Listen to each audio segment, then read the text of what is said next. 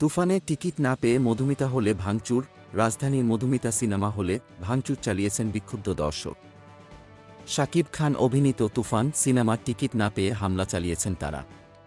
মঙ্গলবার সন্ধ্যা ৬টার দিকে রাজধানীর মতিঝিলে অবস্থিত মধুমিতা হলে তুফান সিনেমা চলাকালে ভাঙচুরের এই ঘটনা ঘটে। এ সময় হলের পোস্টার ডিসপ্লে, চেয়ার ও দরজার গ্লাস ভাঙচুর করা হয়। অনেক দর্শকের অভিযোগ, কাউন্টারে নির্ধারিত দামে টিকিট বিক্রি না করে হলের বাইরে অতিরিক্ত দামে অবৈধভাবে টিকিট বিক্রি করা হচ্ছে।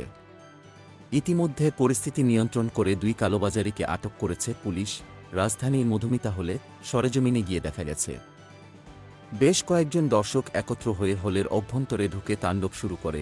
এ সময় লাথি দিয়ে হলের দরজা ভাঙেন কয়েকজন উত্তেজিত দর্শক। ঢিল ছুঁড়ে ভাঙা হয় দরজার গ্লাস, ছিঁড়ে ফেলা হয় দেয়ালে সাঁটানো পোস্টার, ভেঙে ফেলা হয় পোস্টার বোর্ড। এ সময় তুফান সিনেমা দেখতে আসা দর্শকেরা অভিযোগ করেন, অনেক দিন ধরেই মধুমিতা সিনেমা হলে টিকিট কালোবাজারি হয়ে আসছিল। সোমবার তুফান সিনেমার মুক্তি হওয়ার পরপরই টিকিট বিক্রি হয়ে যায়। এরপর মঙ্গলবার সন্ধ্যা ৬টার শো দেখার জন্য মধুমিতা হলে দর্শকের চাপ বেড়ে গেলে টিকিটের সংকট সৃষ্টি হয়। দর্শকদের অভিযোগ, হল কর্তৃপক্ষের যোগসাজশে ব্ল্যাকে বিক্রি হচ্ছিল তুফানের টিকিট।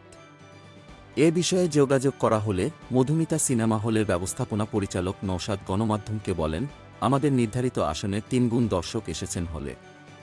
এত দর্শকের চাপ সামাল দেওয়া যায়নি। তিনি কয়েকজন ইউটিউবার দর্শকদের মারমুখী হতে উস্কানি দিচ্ছেন বলে অভিযোগ করেন। Golam Mostafa, desk report, BE news.